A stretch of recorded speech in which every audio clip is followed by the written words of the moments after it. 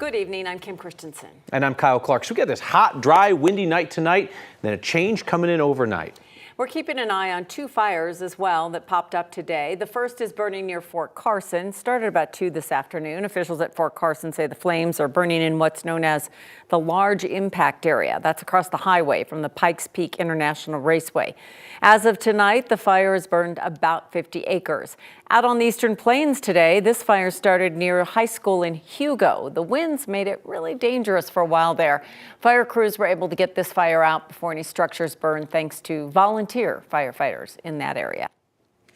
Denver got a taste of the warm and windy weather today, highs near 80. Tonight we'll see a temperature swing of more than 30 degrees. Up in the high country, snow and a good deal of it. Kathy, bit of everything out there.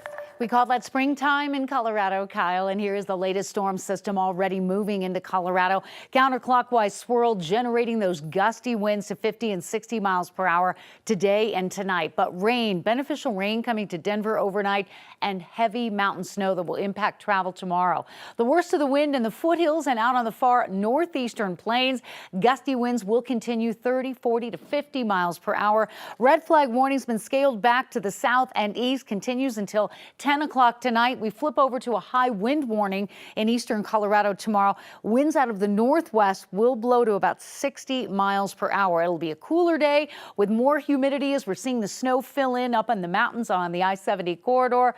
We have a winter storm warning posted for up to a foot of snow posted for many areas across the northern and central mountains, and rain coming to Denver overnight tonight and probably for the drive tomorrow morning.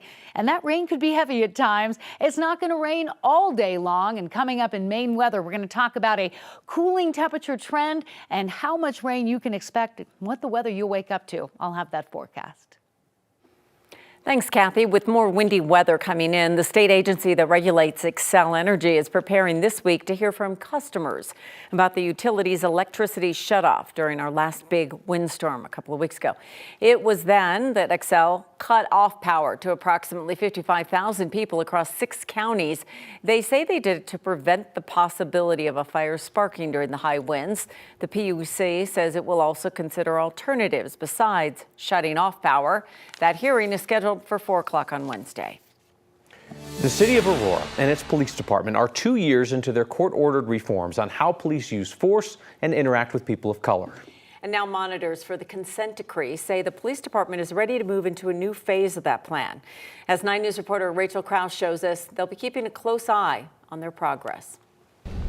2 years into the consent decree, Aurora Police's newly reformed policies and training will be put to the test. That is whether or not the policies and training, which has been reformed, is taking hold on the streets of Aurora and being felt by the community there. Jeff Schlanger serves as an independent monitor for Aurora's police consent decree. In a report released today, the monitors say APD is complying with most of the mandates to create policy and training changes. The rest haven't yet met the mark or are running behind schedule, like implementing mandatory bias training. They have started that. We've attended it. It is well done and we are happy with it, but it didn't conclude in this reporting period. Schlanger says they'll keep an eye on those requirements.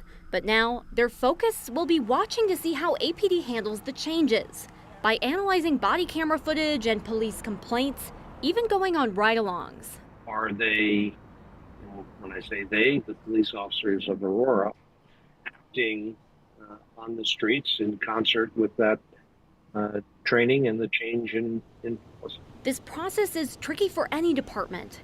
Trickier still, considering Aurora Police is on its 5th police chief in 5 years. Now it's interim chief Heather Morris at the helm. She is really taking the reins where Chief Acevedo left off. And we really, I would say, haven't missed a beat because of that transition. Headed into the next phase of the consent decree, Schlanger says the next 3 years will be hands-on and intense, but critical to APD's future. So all of those things are looked at to make Aurora officers all that they can and should be. I asked APD about their progress under the consent decree. They say they knew they were going to miss that deadline for the bias training, but say they're on progress to have it completed next month. APD says they're extremely proud of the work and the progress they've made so far with the consent decree and are ready to move into this next phase. Rachel Krause, 9 News. Jurors watched hours of body camera footage of the killing of Christian Glass today. They will soon decide whether to convict the former Clear Creek County deputy who pulled the trigger that night in 2022. CBI investigator Derek Graham took the stand today in the trial of Andrew Buan. His testimony helped introduce Buan's body camera footage. Graham is one of a handful of witnesses the prosecution plans to call. Christian Glass's mother, Sally, is also expected to testify in the coming days. Sally Glass has been outspoken with the media following the shooting. Today, the judge told prosecutors to try and keep her testimony on the evidence. There may be things that Sally Glass can testify about that are fully relevant. Things that go to how and why her son might have reacted the way he did to the police. But let me tell you, the judge is going to keep a pretty tight rein on testimony from any family member. It's just too rife with the potential for prejudice to the jury. The Glass family has never seen the video of their son's shooting, and they left the courtroom a few times today as jurors viewed it.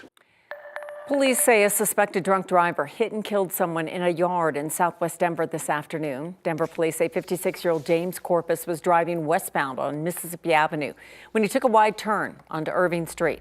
They say he drove into a yard and hit and killed someone. The victim's name hasn't been released. Police arrested Corpus for suspicion of driving under the influence and vehicular homicide. The family of a pregnant woman from Parker says she has not been seen in weeks. 28-year-old Sierra Arapkiles is 8 months pregnant.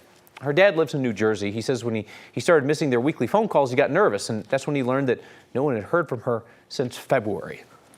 I assumed all these months that she was with her mother. And then I find out she hasn't been. It's not easy, let me put it that way. And I'm always thinking, well, who else can I call? What else can I do? It's heartbreaking. It really is. Jim is working with a nonprofit that supports loved ones of missing people in Colorado. They're getting flyers out, hoping that someone recognizes Sierra. Somebody in California or New York could be sitting right next to her right now and just don't know it. And if I can get that flyer in front of that one person, that's all it takes. Police confirmed there is an open investigation into Sierra's disappearance, and that report has been shared with other state agencies. Police in Colorado Springs are investigating a murder-suicide. One of the victims, a 7-year-old boy. Police say they got a call about a shooting early Friday morning. When they arrived, officers found a man and a child dead. Today, the El Paso County Coroner's Office identified the man as Christopher Rial. Police say the 7-year-old and him knew each other, but they wouldn't say more than that. A deputy asking an inmate to kill someone for her. An officer trying to get his daughter-in-law out of a ticket. These are some of the discipline cases a watchdog group in Denver oversaw in 2023. And we wouldn't know about many of these cases, but 9 News reporter Kelly Rinke found the public report that details the allegations. Officers and deputies take an oath to enforce the rules and laws. Some of them working in Denver broke that promise, according to an annual report from the city's Office of Independent Monitor. The agency oversees discipline matters and shared some investigations last year the public may not have known before, like a Denver deputy who resigned after asking an inmate if he would kill someone for her.